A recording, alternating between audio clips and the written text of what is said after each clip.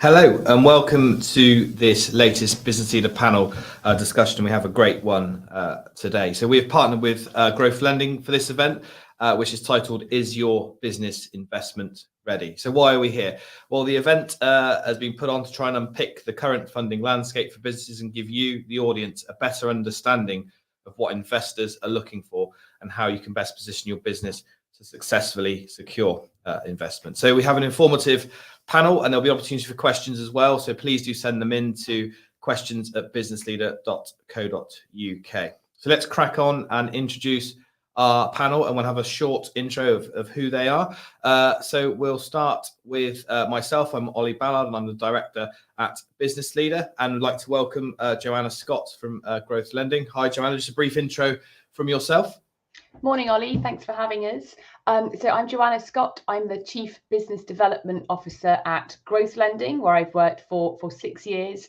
Growth Lending is a lender to growth SMEs primarily in the UK, but also in the US and Europe. We provide term loans to SMEs of typically between £2 and £10 million, and we also provide working capital products as well. Prior to Growth Lending, I worked in investment banking, raising equity for growth businesses for about 10 years. Brilliant. Thank you, Joanna. I'd like to welcome Fergus Wells, our business representative today. Fergus is from Fluorocarbon Group. So yeah, it'd be great to hear about your background. Hello there. Yeah. Morning, everyone. I'm Fergus Wells. I was a chartered accountant with PwC by background, and I've been the CFO of our family manufacturing business, Fluorocarbon, since 2010, which works in high-performance coatings and polymers. I moved into a CEO role of that Fluorocarbon Group business in 2016, and we have factories in the UK and Romania and shortly in Malaysia. During my tenure, I bought and sold businesses within the group. I've refinanced and restructured and scaled up the business from a very low base. And I'm looking forward to discussions today and sharing some valuable insights. It's an exciting process and people want to hear about the business and want to hear about you talking proudly about the business. So it may sound like a lot of considerations, I think, but it's best to go into the process with your eyes open. Yeah.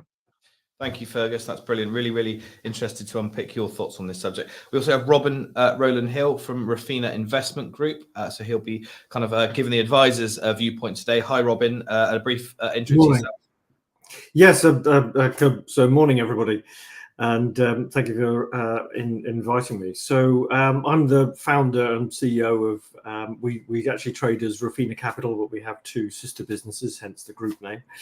So our main business being a corporate finance advisory business. So we advise businesses like Fergus's in terms of, it's a complex market. Do you need equity, debt, a secondary transaction, revolving credit, and the timing of all that?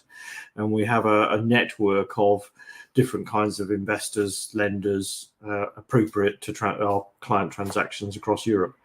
We tend to these days focus on growth capital, hence this is a very suitable subject. So raising somewhere between 5 and 25 million typically for most clients. Brilliant. Thank you, Robin. Last but not least, we have our 2 lawyers on the panel. I want to start with James Klein from Spencer West. Morning, James. Morning, Ollie. Thanks very much for having me. Good morning, everyone. Yes, as Ollie said, my name is James Klein. I'm a corporate partner at full-service law firm Spencer West. I have spent the last 25 years or so at, I guess, slightly larger city law firms. I lead our venture capital offering here at Spencer West. I spend quite a lot of time acting both investor side and company side on fundraisings from sort of pre-seed all the way through to much larger rounds. I also specialize in, given the extensive network I have of angels, family offices and venture capital houses, make quite a lot of introductions for companies, trying to match the right investor to the right company. And I've also spent 6 years out in California running a San Francisco office. So I often work quite a lot with the US investment landscape as well. So that's me. Thanks, James. That US perspective is going to be really interesting later on in the conversation. So thank you for that. Cara Sykes from DHC Beechcroft. Morning, Cara. Good morning, Ollie. Good morning, everybody. And it's great to be here. And with such interesting other guests on the panel, it's definitely going to be a good conversation. I have 20 plus years experience as well in a legal background and acting for a combination of investors, largely on the debt financing side, as well as the companies looking to get the investment scale up. There's a very interesting changes coming ahead, and recent changes for that scale up sector. I think government policy is going to be an interesting one that will drive some good conversations that we'll have later on today, and perhaps leave some thoughts for our listeners and viewers today. Looking forward to the conversation. Thank you, Cara. Well, that's great. We'll crack on now. Really keen that our audience engages and that we're giving them the kind of information that hopefully they can take away in their own business. So the audience is made up of founders, directors, and professionals. So Joanna, I want to start with you. We're gonna start quite broad and look at what investors want to know about a business. I mean, that is a big question, but when a business is coming to you, what do you kind of look for before you're looking to fund? Yeah, thanks, Ollie. It is a large question, and I'll struggle to probably not say too much on what investors are looking for, but I'll try and summarize. So I was considering, and I think that there are a few key things that I hope would apply regardless of size of business, stage of business, sector even. So rather than sit and say, oh, we're looking for AI or, specific sectors, I think that every investor or lender would be looking for a few things. So a USP, I think, is important. It doesn't need to be the most groundbreaking idea the world has ever known, but there needs to be something that sets your business apart from either other sectors or other businesses in this sector that will give you a bit of a competitive and a commercial edge. And investors will want to hear about what that is. The second key thing, I think, is a broad point, but is that you need to have a plan and a credible plan. So to have really sat down and gone through, where you've come from, where you're going, why it's going to work in quite a lot of detail. At Growth Lending, when we're looking at credit and underwriting, we apply what we call the pyramid principle. So start with, where you want to be, and then, different points underneath how you're going to get there, finance, the market, your revenue model, your team, your exit, sort of plan if you have one, and really think through all of that. And that will come across very well with investors. We don't want to answer those questions for you. We might have thoughts about them, but we want you to know, what your plan is for your business. Another key thing I think that applies to every situation really is alignment of interest. So investors are looking for you to have skin in the game in your business, especially at an early stage. It's very unlikely that somebody's just going to take it all off your hands and not expect you to kind of be involved in terms of your commitment and time spent on the business, perhaps also financially. On the financial side, there is rarely a number. It's as we like to think of it, a number that perhaps is is meaningful to you, an amount of time that is meaningful to you and makes us feel that you're invested in the business with us. And the last thing I would mention is just professionalism. Investors want to feel that you're prepared, you're talking about it seriously, you put a lot of thought into your presentation or your pitch, if that's the stage that you're at. Some people like, suits and smartness. Other people aren't so bothered, but don't risk it. Just go in, be prepared, look professional, and that might just tip it. Thanks, John. I'm really interested. It's interesting what you say about the dress code as well, because I know it's a different kind of ball game. But when you look at Dragons, then it's something Peter Jones says, and it always dressed to impress. Fergus, I'm glad you've come back. So I wanted to come to you next on this point. But also, I know when we spoke pre-call, you said something really interesting about the ability to succinctly summarize what your business does. There's a lot of things happen in a business that that you need to kind of, and I guess investors want to know very, very quickly if you've got, like Joanna says, those USPs. Yeah. So if you could just pick up on that point. Yeah, I think it's leading off Joanna's point about being prepared, really. I mean, I think what do investors want to know about the business? Well, in short, they want to know everything, but it needs to be done in a succinct, short presentation, and the ability to summarize is absolutely key as well. And getting the key points across in however you're presenting yourself, and having the answers to all the questions that are going to come as part of a conversation in explaining the business to them. So that could be everything from a business summary to financial history to the geography of the business. So how much turnover is going to which market share. Sometimes you don't know this information necessarily at the outset, and you need to go away and try and find an answer to field that question. It could cover intellectual property, business strategy, competition is often overlooked sometimes. You don't talk enough about competition and the USP point that Joanna mentioned, and also experience of the management team. So there's a number of areas that you need to be able to succinctly summarize in a conversation or presentation, and be ready to do so without going on for too long. I did find it was very useful, certainly working with Robin, to be able to do a dry run of the presentation with various partners before going out there, because it was a really helpful process, both for confidence in terms of talking about the business, but also just making sure all of the bases are covered. But I think also more recently, and we might talk about this a bit later, is about making sure that all the topical elements of the day are covered. So recently talking about impacts of Russia, Ukraine, inflation, skills, ESG agenda, net zero.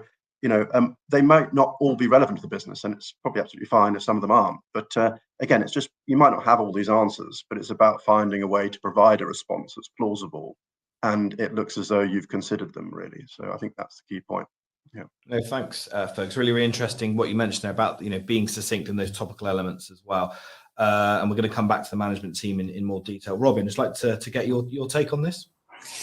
Yes, I mean, I agree with just about everything that both Joanna and Fergus have said. But if you've not gone through the process before, if you've been through it before, then you'll appreciate the requirements of it. But if you imagine, you're an investor or a lender for that matter is effectively buying into the business in some form.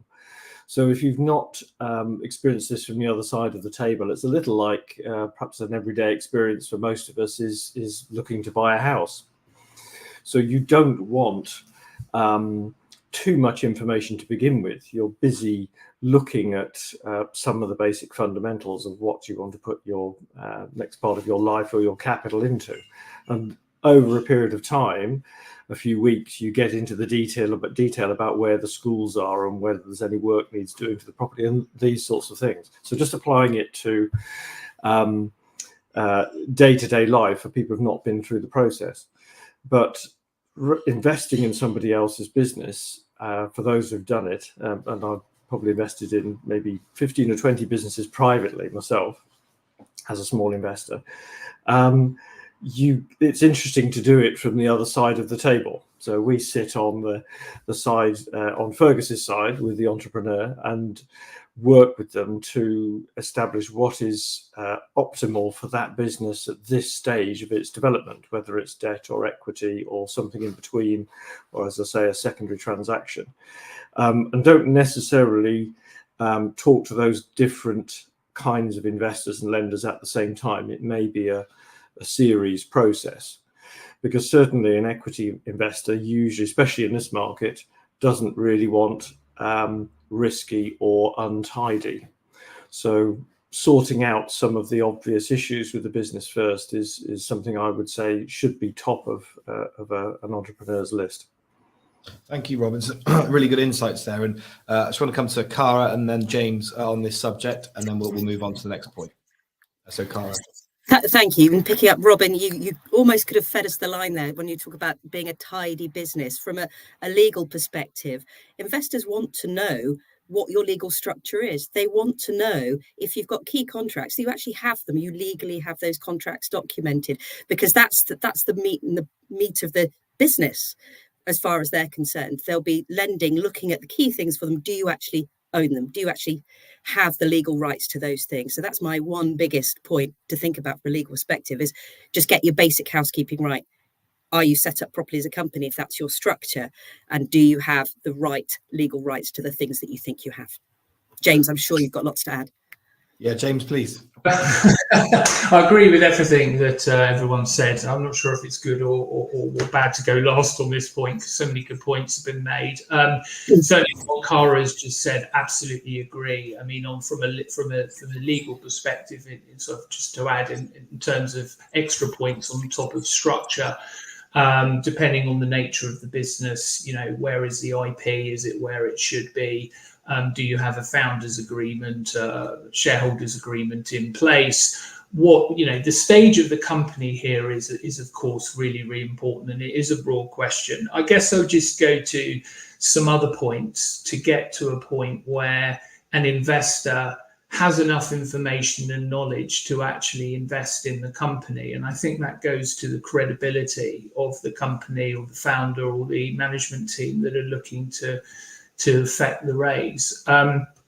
Just a couple of points spring to mind, really. I mean, firstly, the team, and that's, you might want to make sure that you have the right team in place, depending on the raise size around you. And, if it's a much smaller round and it's pre-seed, it may just be one or two people, it may just be you. Obviously, if it's a larger round, you may expect to, investors may expect you to have the right individuals in place. I think you do need to have, before you go out for investment, a full understanding of your market, the addressable market and your customer base. I think you have to have a full understanding as well of your value proposition. Or, what are you trying to solve here, and what makes you different? Going back to this USP point that Joanna raised. Traction or social proof, as they tend to call it in the US, perhaps dependent on the size of the raise and when, in terms of just being able to prove that you have something that actually works in the market and people want to buy it. And I think, as mentioned as well, a full understanding of your financial model and projections, which I'm sure we'll get on to, but realistic growth that can be achieved given the capabilities and resources of the company. So just a few points in there. And also probably to add that also it's good to, I guess, talk to your advisors and have a think about the right sort of investors that you might want to approach. Thank you, James. You mentioned traction there and product market fit, which I'm going to come back to, but it's a really interesting point. Cara, if you could just briefly finish this thread. Yes, just one last thought. As well as knowing what you own legally, also be aware of what the restrictions are that you currently might have on your business. So just to give an example of a business that I worked with recently, they had been at quite an early stage, had used general banking products from their local bank. That had included an overdraft, and the overdraft had required them to agree to certain restrictions on their business. So if you go to an investor and you've already signed up to some standard form overdraft restrictions, that might cause you a problem with the investor, particularly if you don't know about it. So just be aware, because those hurdles can all be overcome, but know what the restrictions are on your businesses, as well as your assets, your USPs, and all the other good stuff we've been talking about. Thanks, Cara. An important point there. It's going to come to the next thread now, which James touched on there, and I think Fergus did as well. See, the team that you have and the importance that brings when bringing on investment. And Joanne, I'd like to start with you, but I think rather than look at kind of pre-seed and smaller teams, I guess it'd be we can narrow on kind of sort of growth capital. But what type of team do people need to have in place whilst they go out and look for investment? Thanks, Ollie. So at the scale-up stage, we would expect a couple of things. We would expect a sort of a CEO to be full-time in the business. That CEO may or may not be the founder of the business or the equity owner of it. But we would expect that CEO to have, coming back to the point, some skin in the game. So, probably some shares, alignment of interest with the investors who they're pitching to. We would also expect typically and increasingly actually for there to be a board of directors. So, if it's single CEO, 100% owner, that can be difficult for external investors. There's an awful lot of decision making in one place there, even if it's the best CEO in the world. So, it doesn't need to be a fully independent external director of the business, because frankly those people would probably need to be paid just to be a director, and that's a bit much perhaps for a private scale-up business. But some other directors, some other people on the board, be it your COO, CFO, another senior manager in the business, to give us comfort that there is a group decision-making process going on there. It really helps us. On the lending side, particularly, the finance function is very important, and we increasingly do find that we need to come back and be strict about saying at the very beginning, when we're buying in, that we need to see that there's a good finance function, a proper CFO or finance director. I would point out there that I mentioned we would expect a CEO to be probably full-time in the business. I would rather have a really high caliber CFO or FD who's spending, some of their time in the business helping to prepare the model, sitting in on board meetings, than have someone of a much lower caliber who's full-time but is a bit out of their depth or doesn't know. So just worth mentioning that as well. Maybe better to have build a high caliber team around you who doesn't necessarily need to be sat in the office all day, but you can lean on them for different areas of expertise. Thank you, Joanna. Really, really interesting answer there. And folks, I want to come to you now. I know what I'd like us all, to answer that question, also cover, the idea of bandwidth. So that consideration about whether your business can kind of cope with the investment, and also something that I was interested in that you mentioned as well about, how do you engage with employees? Should you reach out to employees and tell them you're looking for investment or not? So if you could just cover those points. Yeah, sure. And I've got a few points to make on here, but I think on the bandwidth point, it is very much, can your business cope with you and or a number of the senior management team working on a comprehensive project like this? Because it does take a lot of bandwidth within the business to deal with that. And commenting on a couple of Joanna's points around having a presentable, capable finance person front of house, either alongside you or you are that person, or at least if you are the CEO, then you're comfortable enough talking about the numbers in enough detail to sound like you know them back to front and upside down. So that's a really important point about reading off the numbers confidently and being able to drill down. It is about the investors meeting the team, thinking about how presentable the team are, how confident they are around that, and also it's about the governance changes that need to happen in the business. It might be that obviously there's going to be more oversight in the business in future than there maybe have been in the past, and so do you need to have more formal meetings, board packs, etc.? Think about how the management information is collated and presented. So it is a transition to be able to, again, succinctly communicate the key business issues to external oversight people, whether that's a non-exec on the board or whatever. And I think also just talking about the employees, it isn't just about the senior team. It is about the team of the business as a whole. And is it a case of for employees, that there'll be a rumor mill going around that you're raising money if you don't control the narrative? So, at the end of the day, they want to know what's in it for me and what's the impact on the business. And it's an important point internally to control that narrative. It's not a problem that you're going out to raise money for growth projects. It's a positive thing. So you need to use the process positively, but also you need to manage expectations, and there'll be some uncertainty around what it means for everyone.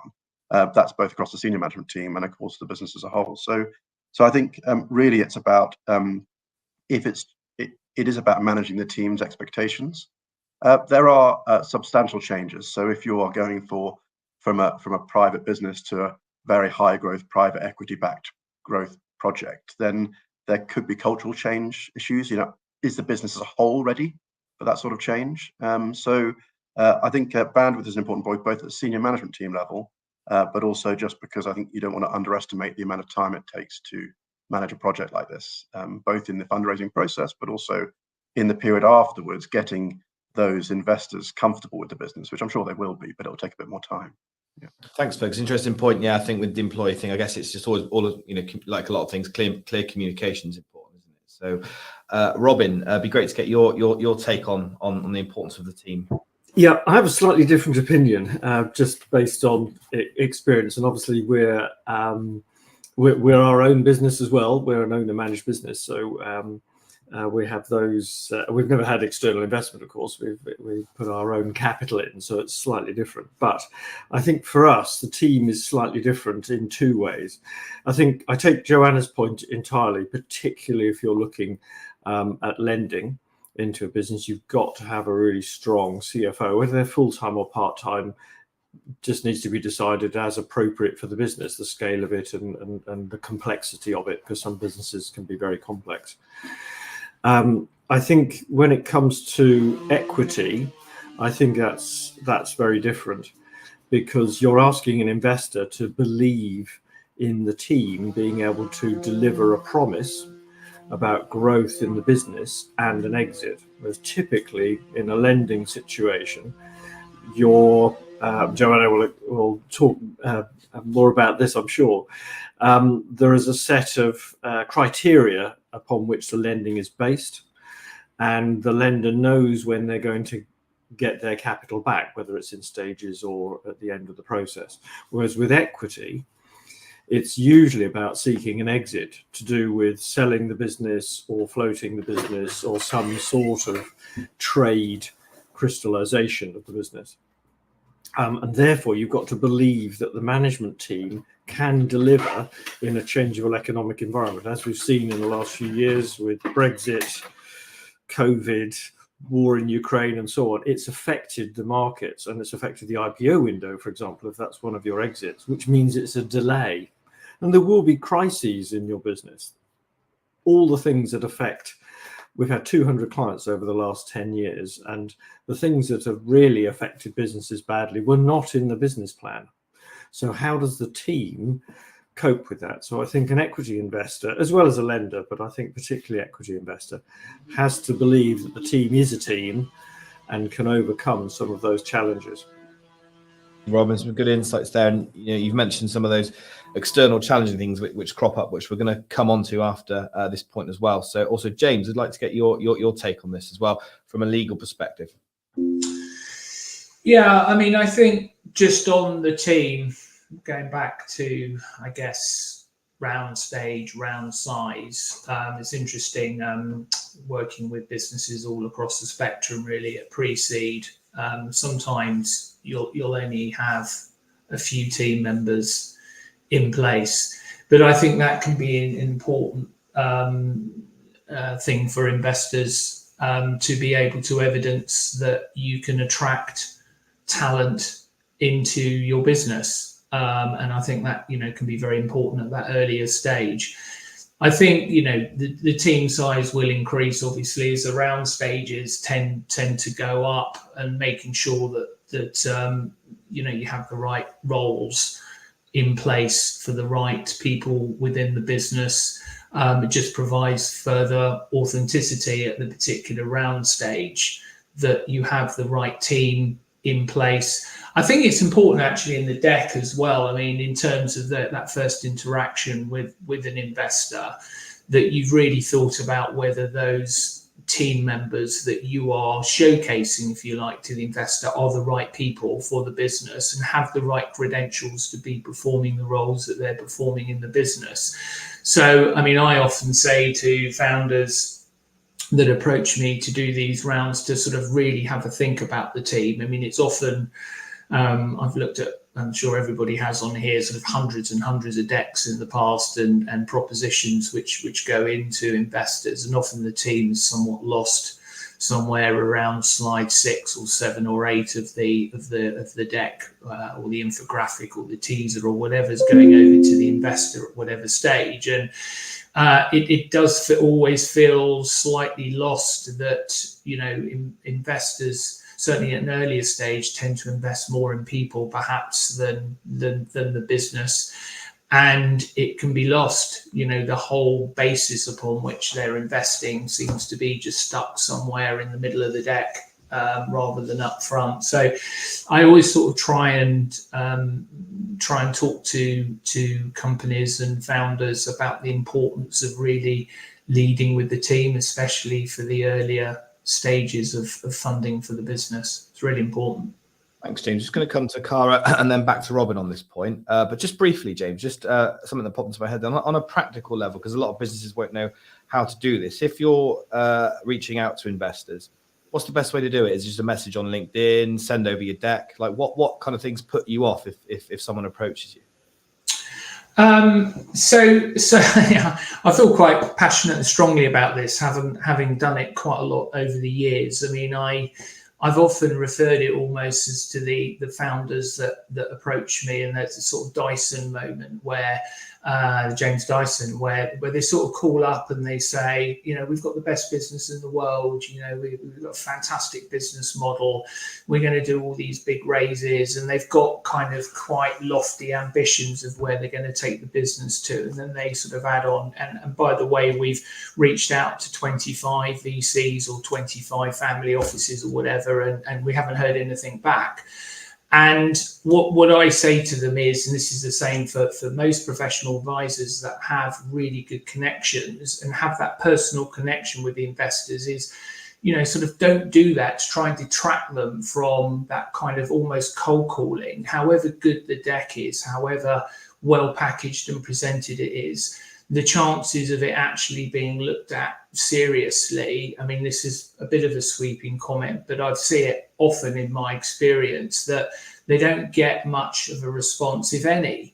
And the personal connections, which I'm sure we'll come on to, is so important, in particular in this day and age, when you look at the environment, when you look at the headwinds that are being faced by businesses, inflation and interest rates and everything else, and just how difficult it is now to get to that term sheet, the importance of it being looked at seriously at the outset, and the introduction coming often from someone that individually knows that particular investor in that institution, if it happens to be a VC or a financial institution rather than an investor.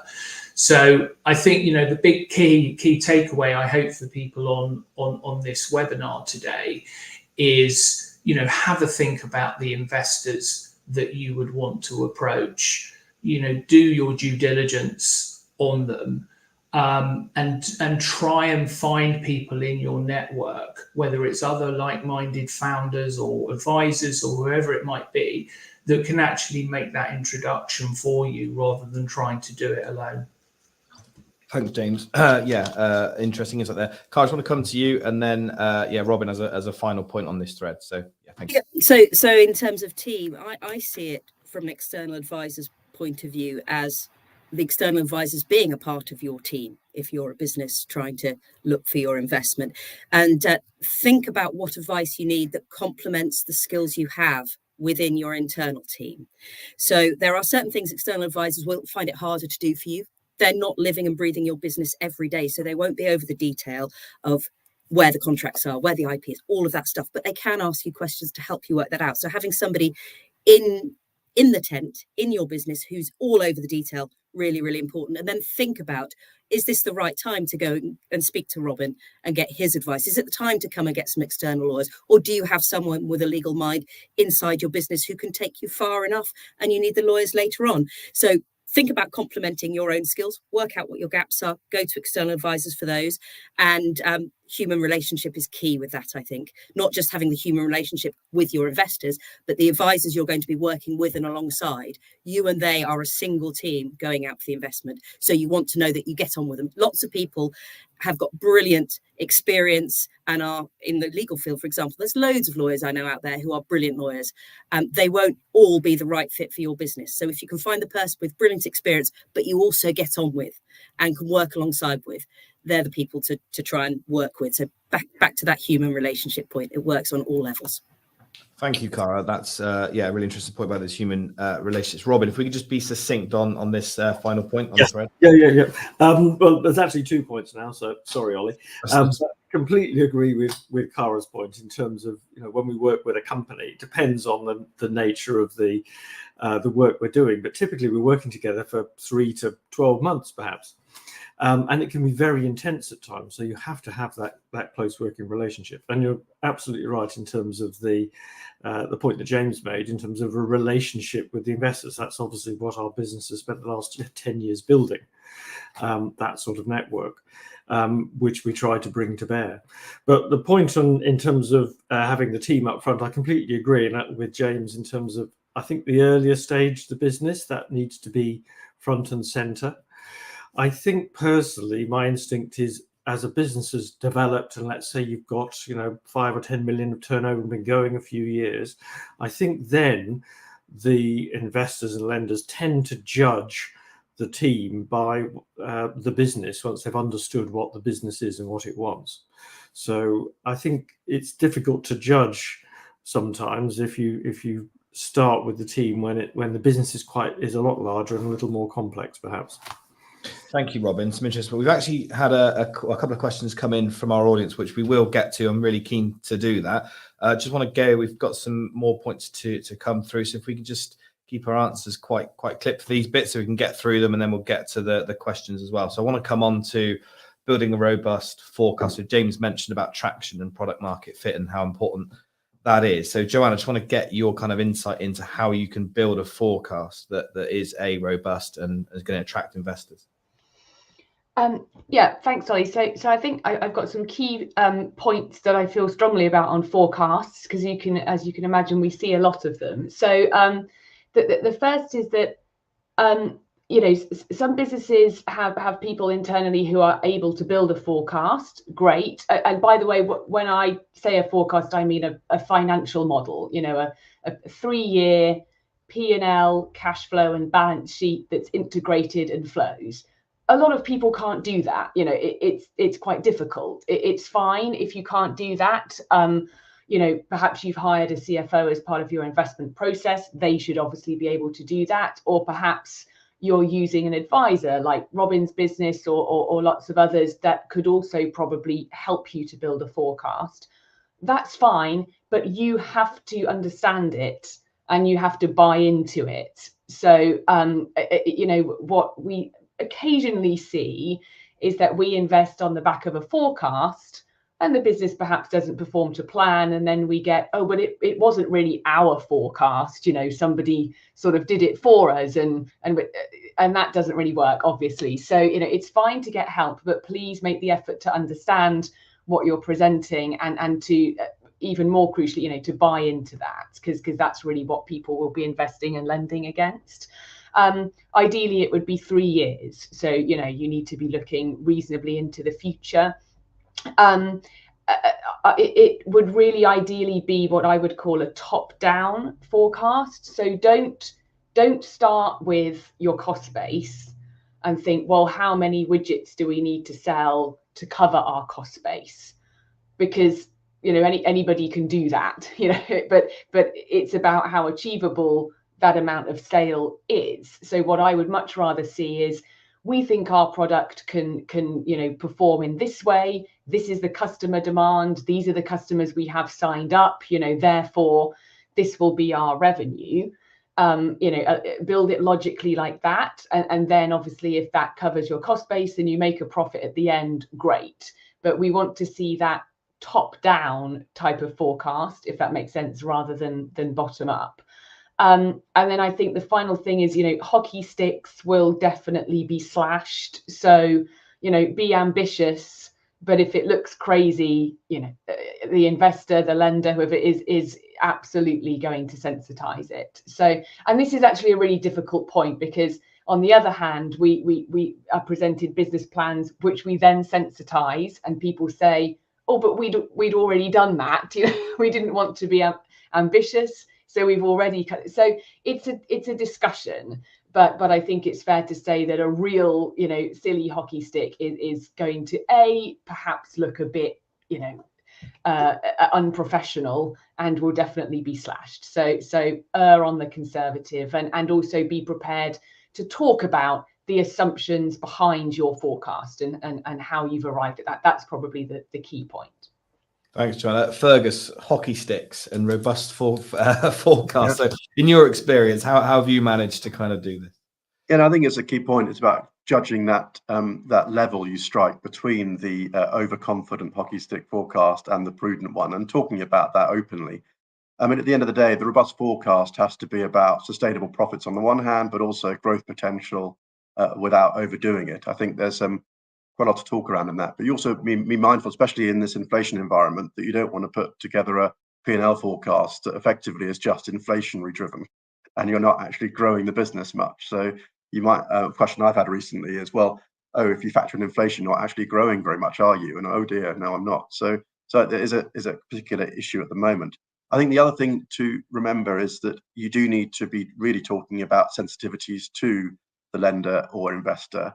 There might be, how much of sales need to fall before the business runs out of cash, or what would the forecast be to breach covenants. So you need to look at what they're looking at as well and be aligned on that, so that you're having the same conversation.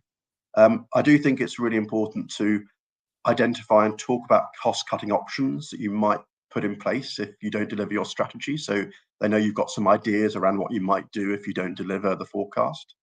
And on the upside, I think also it's good and worth mentioning areas that you've got for improvement, that you've done some work on, that you haven't incorporated into the budgets, that you might then have as an upside, but you haven't incorporated yet. So I think it's also about talking around those things so they know you've got ideas that could be used and flexed if you don't deliver. And that also has come back to the team and the ability to think yourself out of a problem, as Robin mentioned earlier, about dealing with the unexpected. Yeah. Thanks, Fergus. Interesting what you mentioned there about having those potential levers if things don't go well, and being honest about them. But Robin, your points on that. So, I mean, what we look for, I think Joanna put it very eloquently, but and we see a lot of forecasts as well. I have to say, most are produced in Excel, and that's a standard tool, quite easy to learn if you're not entirely familiar with it. But what we look for is minimum 3 years out, cash flow, balance sheet, P&L by month, and preferably with detailed assumptions. Personally, I have this belief that Excel is a fantastic tool, but it's really hard to understand somebody else's Excel tool. I don't know, it's something about it is difficult to digest sometimes. So put those 4 different components on different tabs and make sure they all link across, because a sensible lender or investor is going to want to change your assumptions and see how it affects your business. Once you've factored in not having the hockey stick and some of the sensitivities that Fergus and Joanna have talked about. And the last point I would make is the point that Joanna started with, is you've got to own it as the business owner. Asking us to produce it makes us nervous, because we have then the issue that it's not really your forecast.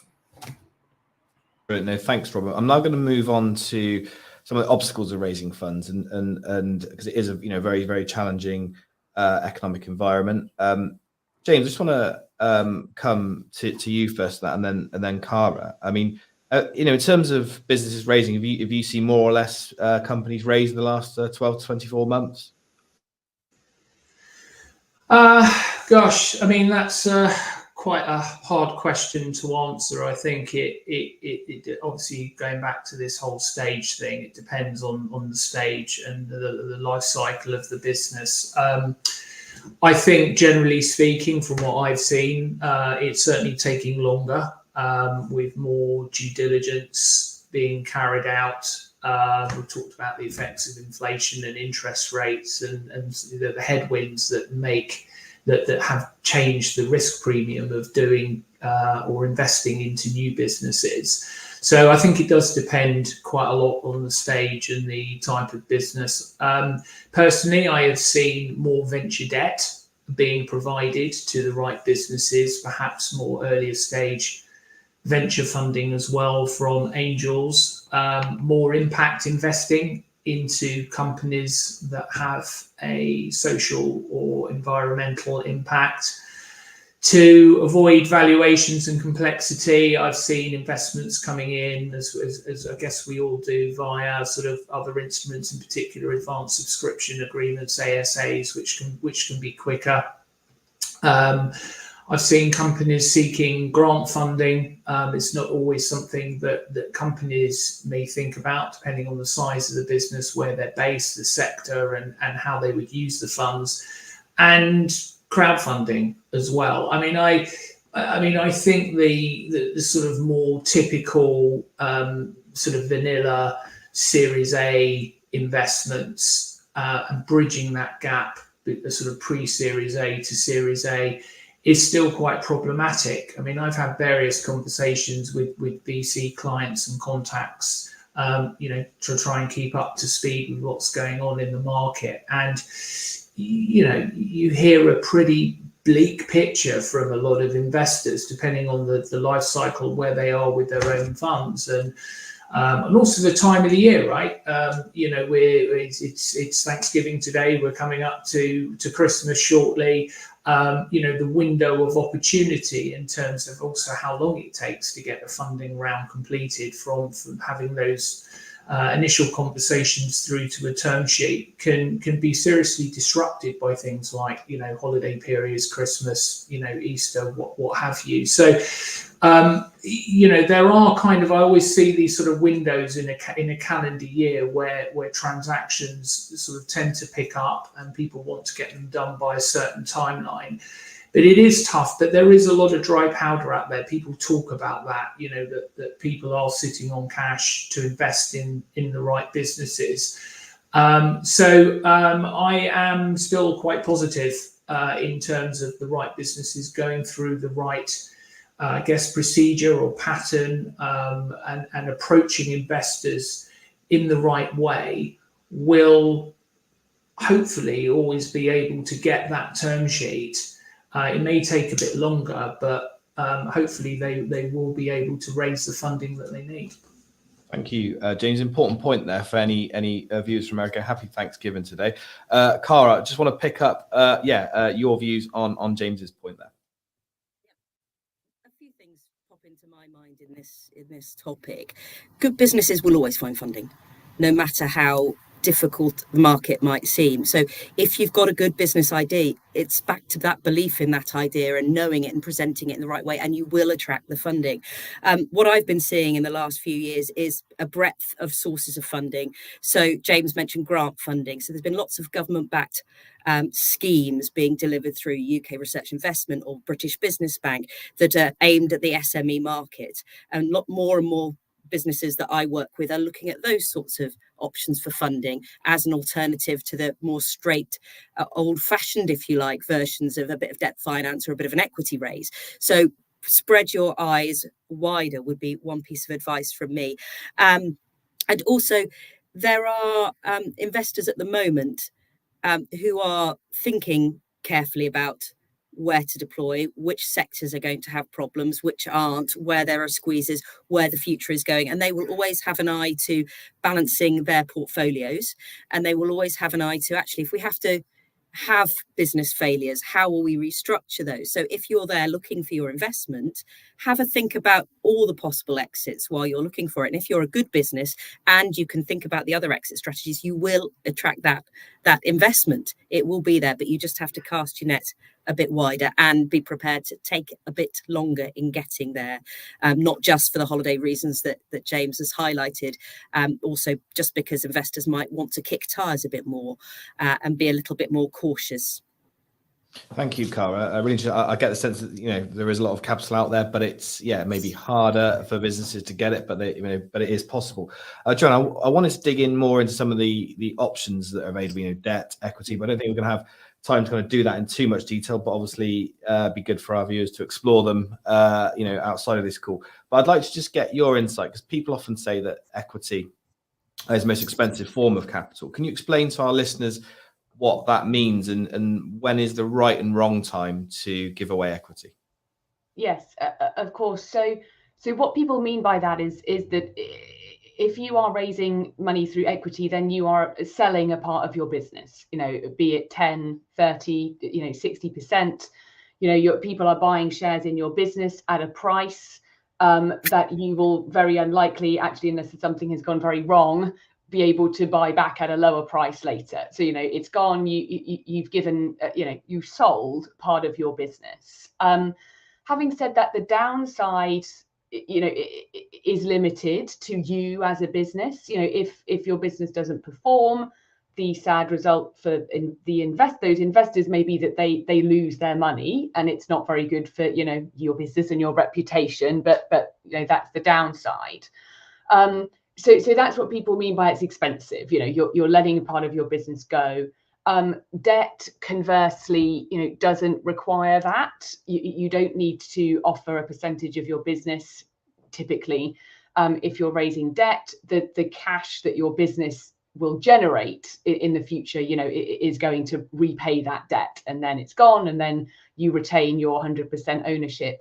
But the downside is different. So typically, you know, if debt doesn't perform and you can't pay it back, that debt provider will have security over their business, and ultimately, in the worst case scenario, can sell it, you know, on their own behalf, can take it off your hands. So, you know, you need to be very careful. Whilst there isn't that, as people call it, equity dilution with debt, you know, the downside can be not great. So therefore, typically, you know, if you're an early stage business that is pre-revenue or you know, cash generation, I would be careful with debt, you know, and the key really there would be you need to understand in your own heads and between you and your debt provider how that debt is going to be prepaid, repaid rather. So it might be over a period of time, gradually, like a mortgage. That's called amortizing debt, or it might be,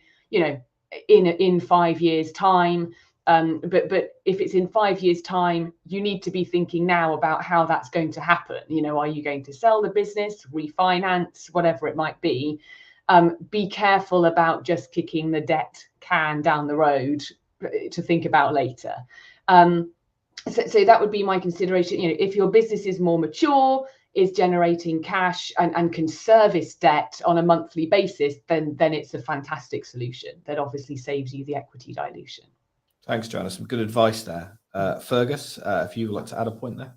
Yeah, just want to add a point about, you know, regardless of really who the debt or equity partner or finance partner is for the growth lending, it's really important to obtain references from other people that have banked with them in the past or used them in the past, because it's a really encouraging piece when it's, oh yeah, they helped us and it's been a great relationship and all this and whatever.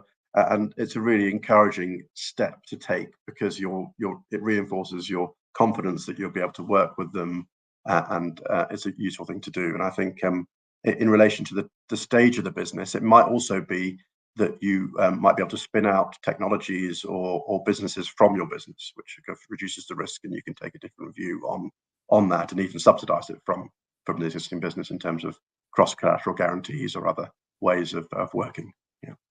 Oh, brilliant. Thank you, Fergus. Just going to ask Robin to feed into that point, and then we'll come to the question from our audience. So yeah, Robin, anything on you know, building on what Joanna and Fergus have said? I'd just like to go back to a slightly earlier point, which was you know, some of the situations in the market at the moment. That obviously the world changed from an investment point of view very early 22. More or less around the time of the commencement of the Ukraine war. I mean, it affected some things, but there were a lot of other things coming down the pipe. And so what we've seen is quite a difficult market, particularly in equity, and that's getting worse, I would say. And the big point I would make is we go to quite a lot of conferences for VCs and family offices and so on. It's about relationships and networking, of course, but it's also about taking a barometer on how all these many thousands of funds and families see the market.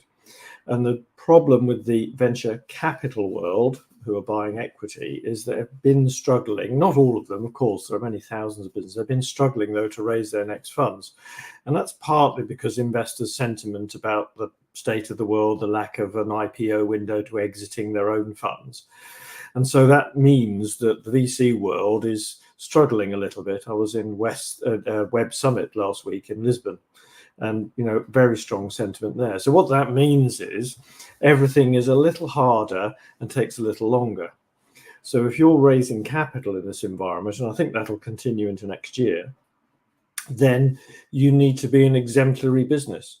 It needs to be beautifully presented, excellent numbers, the right sort of team for the stage of business you're at, and clearly set out you know, why an investor or a lender should be looking at your business as opposed to, you know, a dozen others that will probably be knocking on their door. Thank you, Fergus. Really, really good.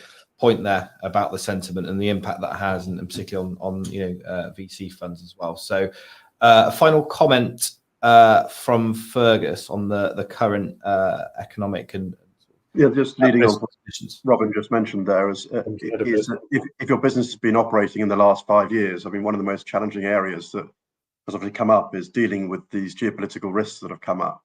But don't forget, there's also COVID around. So the simple fact that you've survived COVID, you've survived the implications of the Russia-Ukraine conflict, and all of these headwinds, goes a long way to presenting your business as a robust business, just by having got through that and come out the other side with the learning experience from that. So I think, if you're passionate about your business and you're able to get underneath the numbers and talk confidently about it in that context, then that will go a very long way, of course. Yeah. Thanks. I mean, how much harder can it get? I don't want to jinx it, but so a really good point. We're going to now go on to our question. It's Richard Hinckley on social. It's quite an interesting one. He's put, what's a realistic level for a founder salaries at early stage startup angel pre-seed? Does anyone want to kind of take this on? I can. Yeah, Ollie. As you're probably not surprised, Richard, I'm not going to put a number on it, but I think it depends. For me, it would depend on your situation. So, if you are starting a new business and you've just sold your last 2 for tens of millions, perhaps I'm not expecting you to be taking a particularly big salary, if a salary at all. If you have your private wealth behind you, which we do see, then I would expect a seed salary to be pretty small. If that's not your situation, I would fully expect somebody to take the salary that they require to, live their life in the way that they, have set it up within reason. So I think if people are struggling and worrying about their own finances, they're probably not, doing the best job on growing their business. So, I would say, pay yourself what you and your dependents and your situation require, but not much more than that. And that's what, I'm sure everybody would find reasonable. Thanks, Joe. Does anyone else want to add to that point? No worries. Yeah, I think just a comment quick for me on timing is that, often I see seed capital and startup presentations where they don't consider the amount of effort it takes to break even. So drawing a salary before break even point might be a question mark on that. Yeah. Thank you. And anybody else? And Robin? Anna's point that if you're starting a business and you don't have private wealth or an exit behind you, then if investors and lenders are going to worry that the management team, was worried they can't pay their bills or the cash point doesn't work. If anybody uses a cash point anymore, I don't think they do. But you want them focused on the business, 110%. So. And also, do watch the timing. It will take you longer than you think, probably, to get to break even or whatever. So add in a year or 2 to your expectations. Thank you, Joanna. So that has brought us neatly to a close. So obviously, huge subject, didn't get to cover everything, but I think we did a good job. So thank you to our panel. I just want to go around and start with Joanna. Just have a kind of final thought and for everyone who's kind of tuned in today. Thanks, Ollie. Yeah, I mean, I think overall, if you're looking to be raising investment for your business, regardless of your size or the type of investment, do prepare.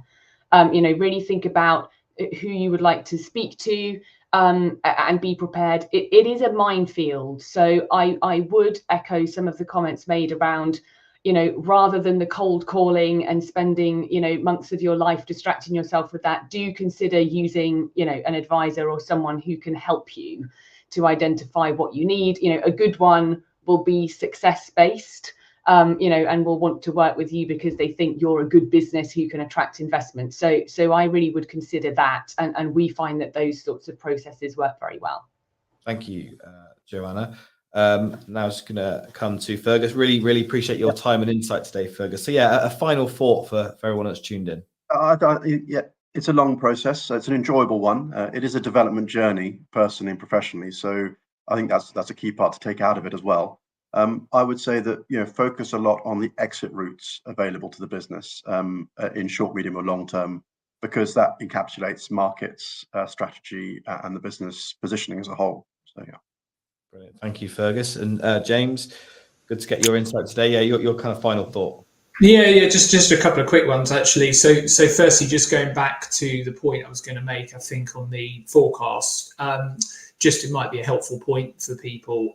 Benchmarking and industry reports can be quite helpful to position the forecast accurately. So maybe have a think about that when you are putting your forecast together as well, because that can be quite helpful. The other point really was just on, I guess, also around due diligence, you know, this whole sort of process and going through the process with an investor.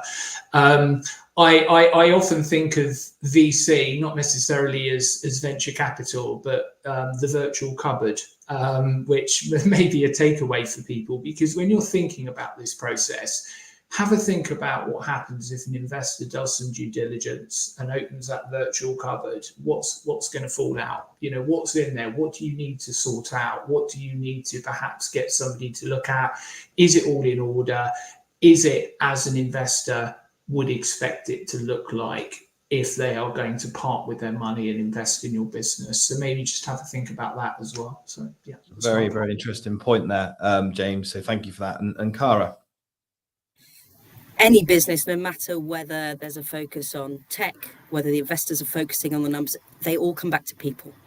So find the right people to work with, find the people that fit you best, be honest about your people, where you've got skills, where you've got gaps, support those with buying in the skills that you need. And with the right people, making the right connections with the other right people, you'll fly.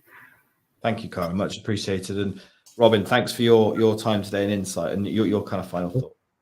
Yeah, final thought. I would agree with James's point completely about DD. Just a quick one. We do quite a deep dive when we start to work with a client, because we don't want surprises once the terms are agreed with an investor. But I'd say three other things very quickly. Firstly, is there's a bewildering range of financing options, from debt and equity, things in between, and so on, right across the market. And that's all evolved since the credit crunch, frankly, because it's largely come from the private sector, not the high street. So it needs navigating. And so as a business, I think you should look at the options as well as you can to decide whether you want debt or equity or a blend to take the business forward. And the last 2 points I'd make is, one is, it's a difficult market, so don't go too hard on valuation. What matters is, as Cara and James have said, and Fergus has said, is what does the exit look like? So price now matters less than price in a couple of years' time if you're exiting. Really good advice. Thank you. So, well, thanks to everyone also for tuning in. This will be available post-event as well. But thank you, and do check out www.businessy.co.uk for other events.